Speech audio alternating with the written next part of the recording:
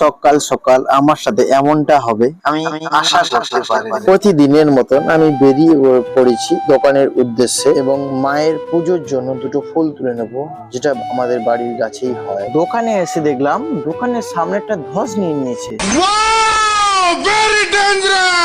হায় হায়, এ কি কাণ্ড!